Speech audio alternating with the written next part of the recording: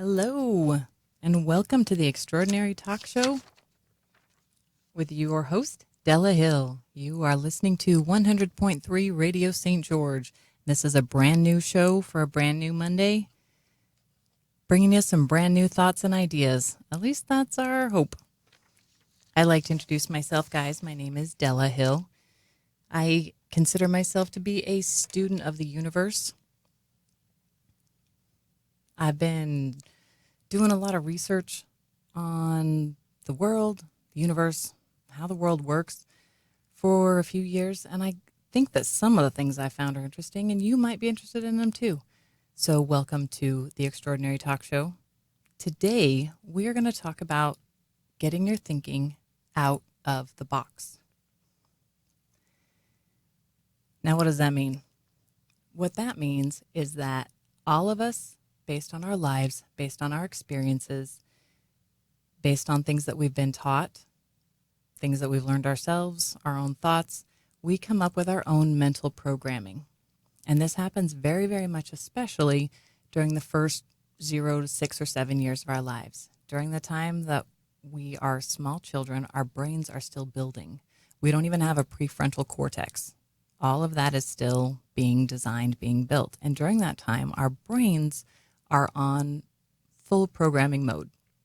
We take in everything, we hear everything, and it gets logged. It gets categorized carefully in our memories, and those things will affect us our entire lives, whether we realize it or not. Now, for parents, I don't mean to scare you. Kids are very resilient, and as long as you're loving your kids, you're going to do a good job helping them develop their prefrontal cortex the right way. We're going to talk more in further shows about parenting and what things you can do to really help your child grow and develop in the most brilliant and beautiful and extraordinary ways. But I want you to think back to when you were 0 to 7 years old. What were some of the things that your parents said? What were some of the things that you were told that you believed? For example, let's say that you pointed out the neighbor's cat and your mom said, "Oh no, honey, we don't like cats. They bite and they scratch and they're scary." So your entire life, you've stayed away from cats. You thought that they bit and scratched and were scary. Or it's possible that you recognized that belief, that it wasn't realistic, that it wasn't reasonable, and it wasn't what you wanted for you, and you changed that belief. Today, I'm here to encourage you to be aware of your beliefs, to evaluate them, and decide if they need to be changed. That probably wasn't what you were expecting to hear when you got in your car to go for a drive to the store and happened to come across 100.3 on Radio St. George. But that's what we're here talking about, and I'm going to keep going on it. One of my teachers and mentors, his name is Vishen Lakhiani, and he talks about a thing called Brules. Brules are, pardon my radio abbreviation, BS rules. Brules.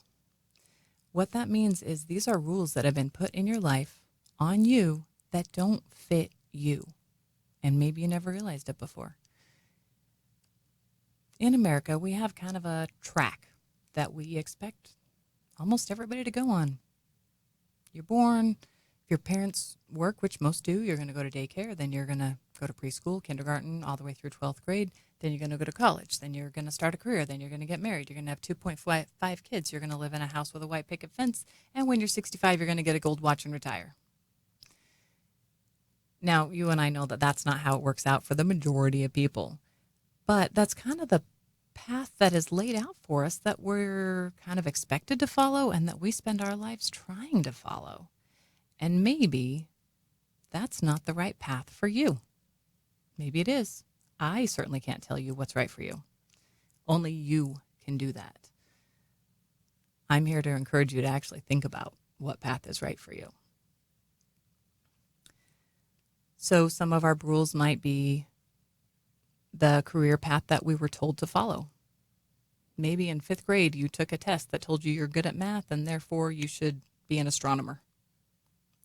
That's great if you love the stars, but just because you did well on an aptitude test doesn't mean that that is what is going to bring you clear and true happiness and fulfillment through your life. So you have to be aware of what truths come at you, what truths you have, what ones you want to believe, and what ones you don't want to believe.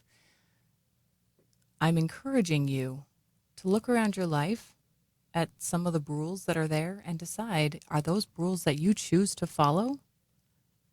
Or are those rules that you can maybe break and do something that would be better for you, your life, your family, your happiness? There's a story, and you may have heard it, about the newlywed wife who's making a roast for the first time. And she calls her mom and says, "Mom, I need help making this roast. I don't know how to do it." Her mom says, "Oh, honey, I learned from Grandma how to make a roast. And the first thing you do is you cut the roast in half and put it in the pan." Well, the young newlywed wife says, "Mom, why? Is there a reason that we cut the roast in half?" Mom says, "Well, that's just what Grandma always did, so that's how I learned how to do it." Newlywed wife calls her grandma. Says, "Grandma, I just got married. I'm making a roast for my new husband. Mom says I'm supposed to cut the roast. Why is that?" Grandma says, "Well, I don't know, honey. That's the way my mom always did it." So young newlywed wife calls up great grandma, who's still around and kicking because she's lucky and has always had good health. Young newlywed wife says, "Grandma, why do you always cut the pot roast before you put it in the pan?" And great grandma says, "Oh, honey, that's because my pan was too small. I had to cut the roast or it wouldn't fit." So now we have 3 generations of people who have followed her doing the exact same thing because nobody told them otherwise, and they never asked. That's a perfect example of a rule that was just given to that family that they've always done with no questions, no asking, when really there might be a better way. For that family, there is a better way. There's another story you might heard of. My boss likes to talk about it. It's called The Calf Path, and there's actually a poem that goes along with it. I'm going to spare you the poem, but the gist of it is that there's a calf who takes the same path through the field and the woods every day when he goes out, and again when he comes back in to the barn at night. Well, because he goes that same way, it wears a track through the grass, and then more people start following that path. And over the years, that path becomes a road. And over the years, that road becomes a thoroughfare. And we all wonder, why do we have this winding road through this field when we could have made a straight road over there? The thing is, it started with a calf, a baby cow, who was just walking back and forth to the barn every day, wore a path in the grass, and then other people followed the same path. And here's the thing, that was a great path for that calf. That was a great way to cook that roast for that great grandma who was likely in the middle of the Depression and used the pan that she had. She wasn't able to run down to Walmart and buy a bigger pan. Now that there's more options available, young newlywed wife doesn't have to do that same thing. And if you are walking on the calf path, you can look around and realize, hey, it might be straighter if I go over there. That story always made me laugh and reminded me of a road in Virginia. I used to live in Richmond, Virginia, and Virginia Beach. It was a beautiful place to live, and I worked with a lot of really, really wonderful people when I was there.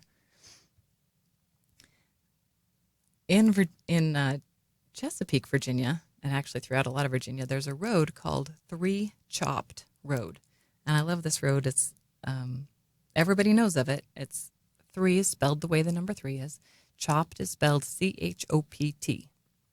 3 Chopped. And if you're going to take 3 Chopped Road, everybody knows what road you're going on. Funny thing about 3 Chopped Road is it winds all over the place.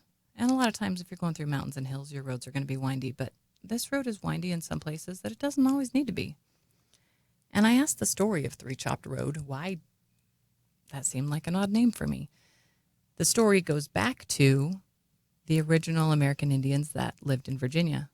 And they had a path that went from Chesapeake to, I think it was Richmond. There might have gone longer than that. But if you're walking on that Indian path, you would know you were on the right path because there were 3 chops in a tree you would pass. And so that road is now called Free Chopped. But that road, while it was wonderful for the Indians, and it's used very effectively for our Americans today, there might have been a better, straighter, simpler way to build it. Now, does that mean traditions are a bad thing? Of course it doesn't. There's some beautiful, wonderful traditions. And many of those you should stick with. Many of those you should keep. What I'm here to encourage you to do is consider that and not do it blindly.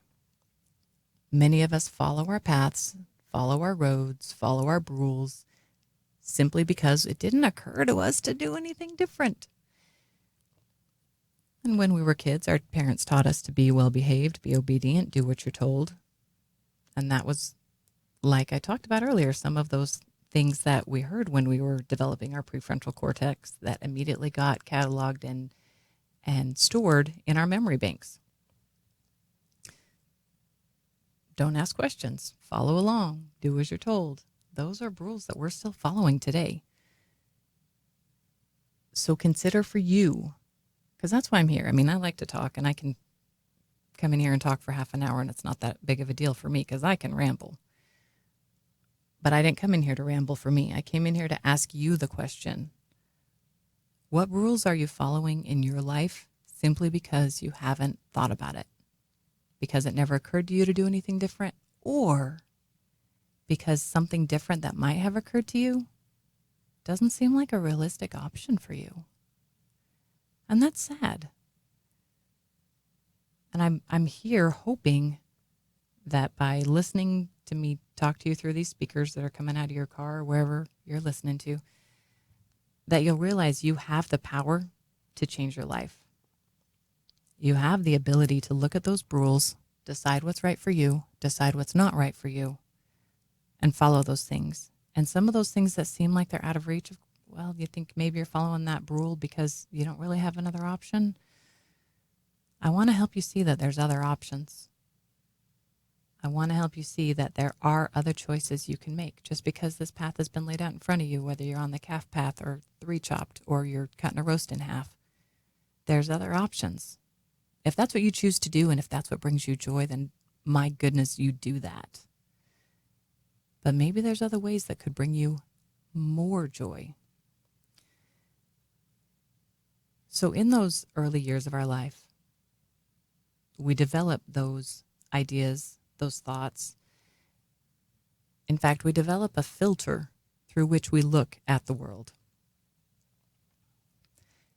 And an interesting thing is the world looks different to every single one of us because every single one of us has a different filter.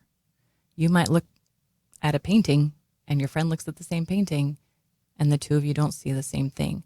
This is why when police officers interview witnesses, they get a different story from everybody because everyone is giving their perspective that's through the filter of their own life perspective. And for all of us, that's very, very different. I want you to look down at your nose. Can you see your nose right now? If you're driving, be careful. Be cautious. If you look down at your nose, maybe with one eye or the other, or go cross-eyed to look at it. If you're watching me on YouTube right now, I'm trying to do that. When I look at my nose with one eye, I can see it totally clearly. When I look at it the other eye, I can see it totally clearly. When I look down at it, it's not a clear picture, but I can see that it's there. But until I looked down, I couldn't see it. Your nose is always, 100% of the time that your eyes are open, your nose is in your line of vision. You can see it at any time. But unless you focus on it, you won't see it. I think that's pretty interesting. And it makes me wonder, what else can't we see because we're not focusing on it? And that seems like an odd question to ask because there's no immediate answer to that. How do you know the answer to that? The only way you know the answer to that is when you are able to see something new and you realize that the way you saw it changed. Wayne Dyer, who isn't with us anymore, but he was a wonderful speaker, teacher, coach for many, many years. One of his quotes that I like a lot is, When you change the way you look at things, the things you look at change. And just for snorts and giggles, I'm going to read that again. When you change the way you look at things, the things you look at change. Here's another story, and I only heard this story recently. Back in the, I think it was the 1600s, when the Incas were in Peru. They didn't call it Peru back then, I don't think. They were hanging out on the beach one day, and a bunch of ships, wooden Spanish ships, came over the horizon sailing towards them. Nobody noticed. Nobody saw. None of the Incas looked out at the ocean and said, "Oh, look, there's boats. They're coming here." Why didn't they? Because they didn't know what boats were. They had never seen boats before. They had never experienced before. And here's a simple truth that I'm going to tell you. If you don't believe in something, you can't see it.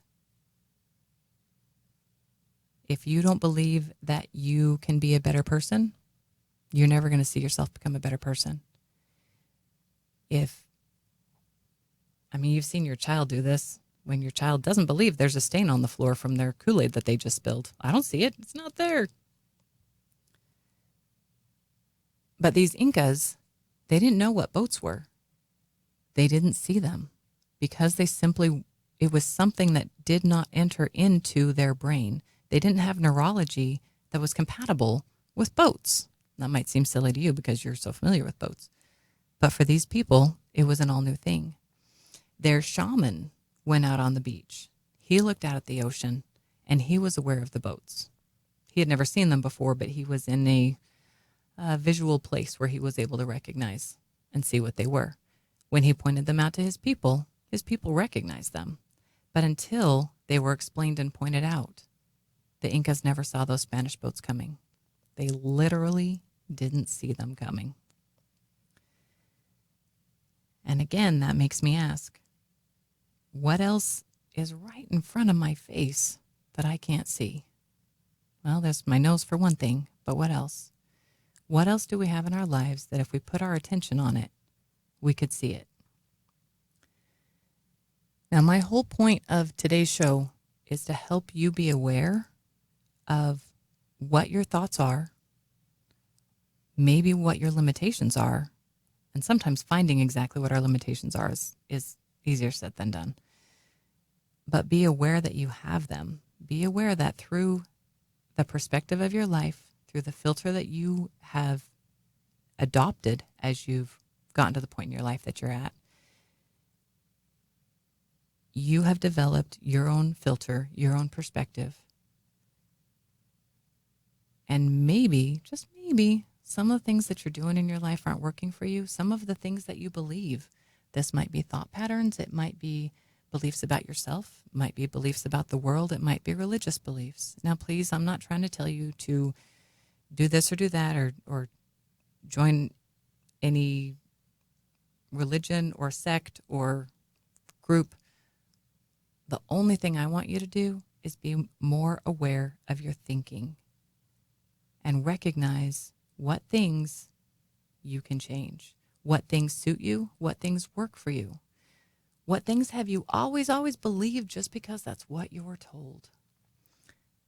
Now, I have some really, really wonderful, amazing parents, but I found things in my life that don't match what my parents told me, and that's okay. My parents are still wonderful people, but I can have a different plan, a different path for me than what my parents told me to have because I'm a different person, and I know far better what works for me, what's right for me, than my parents do, especially now that I'm a legal adult and paying my own bills and making my own choices. In fact, haven't you kind of earned that right? For example, if you're an adult listening to this, haven't you earned the right to live your life the way you want, to make the choices that you want to choose, to do the things that you want to do?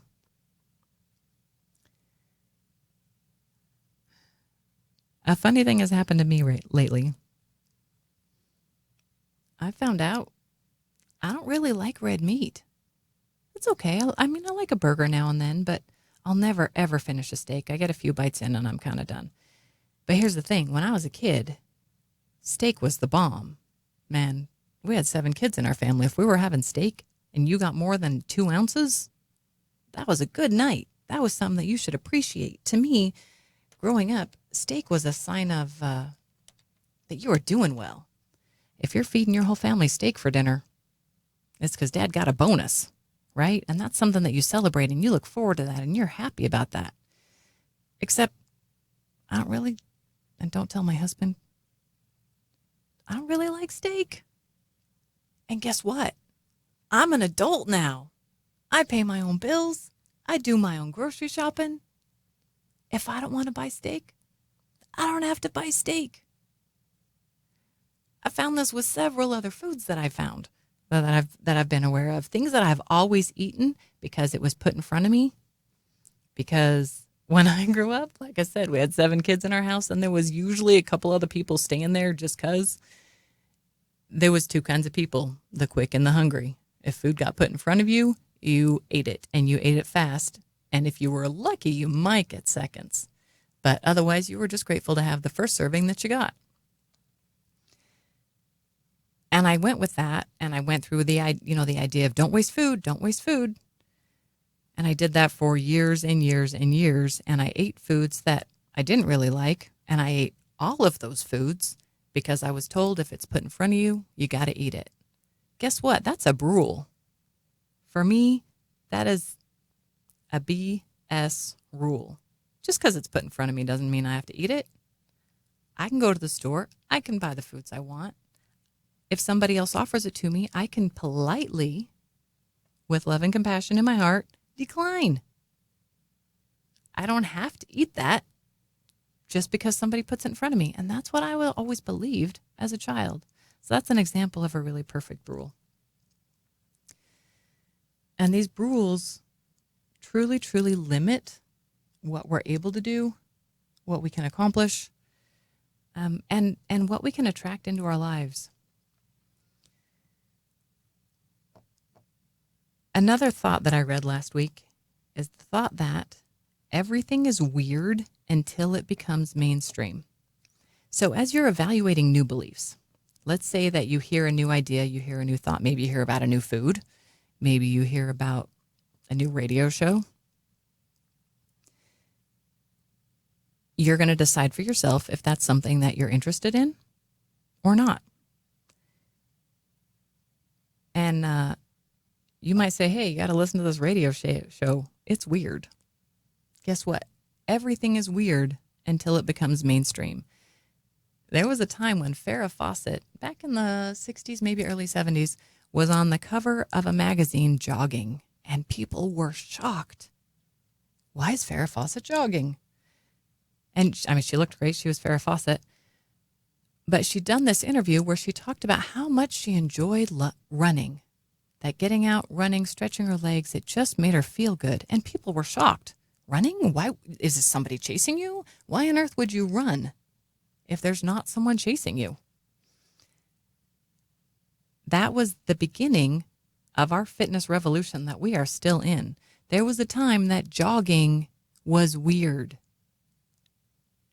Nowadays, it's so mainstream that if you're not jogging, people ask you what other exercise you're doing instead. There are many ideas, many beliefs that when we first hear them, sound crazy, sound odd. And it's up to us to decide if that's something that we want to adopt and use, or if it's something that isn't for us. And just because you hear a new idea, just because you hear something new, doesn't mean that that's right for you. Every new piece of information has to be brought in, kind of tested against what your current beliefs are, and the new beliefs might challenge your old beliefs. And if the new beliefs challenge your old beliefs, I encourage you to look really carefully at that. I made a mistake for many, many years of my life. If I heard a new belief that challenged my current beliefs, I would immediately toss it out. The beliefs that I had, I believed them. I knew they were right. They had to be. And everything else that I heard either had to completely agree with the beliefs that I had, or they were wrong. Well, guess what? I was wrong. Some of those long-term beliefs I had were wrong. And while I held on to those beliefs, not only did I hold myself back, but I didn't give my family and friends the fullest love that they really deserved, because I was allowing some of those beliefs that I had to hold me back from loving the people in my life. And when I heard a new idea, it was a very, very new thing for me to go, wait a minute, that's an interesting idea, instead of tossing it out immediately. And that doesn't mean I accepted it immediately. It means that when I heard the new idea, I listened to it. I evaluated it. I took it on like mind candy. I let it roll around in my head for a while. And I thought, well, if this is true, then maybe this other belief that I have isn't. And if the belief that I have currently is true, then this belief must not be true. But the more I did that, the more my own beliefs got stretched. Some beliefs that I had for years and years, I changed. I realized maybe it wasn't right, wrong, good, or bad, but it wasn't suited for me in my life anymore. And looking back, it wasn't suiting me for a long time. And it was time to make a change to those beliefs. Some new beliefs that I've heard, I've listened to and debated and evaluated if they matched my current beliefs. And sometimes I'm not sure. Sometimes I think that's a really interesting idea. I don't know how I feel about it. I'm going to set it over there on the shelf for a minute. And I'll bring it back and look at it again when I decide. And friends, this is what skepticism is. If you believe everything you hear the first time you hear it, you're not a skeptic. If you disbelieve everything you hear the first time you hear it, you're not a skeptic. If you take new ideas, new beliefs, new situations, you listen to them, evaluate them, let them roll around in your head like mind candy, and over time, make the decision of if those things are good, if those things work for you, follow that. That's what the people that are skeptics. So if you've already decided that I'm crazy,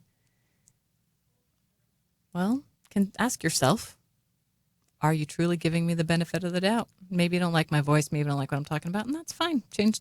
If you don't like it, I don't ask you to listen to me.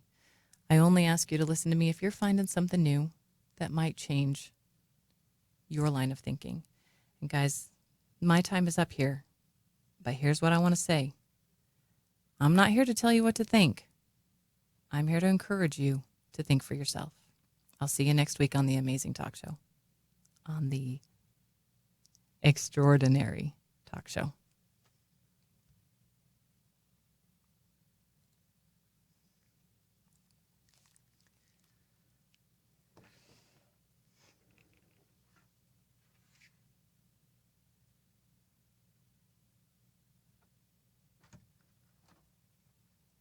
Just time, 6 o'clock guys here to do the show. Oh, good. Perfect.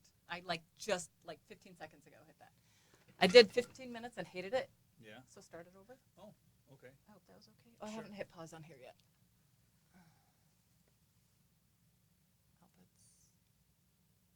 Do I stop? Stop.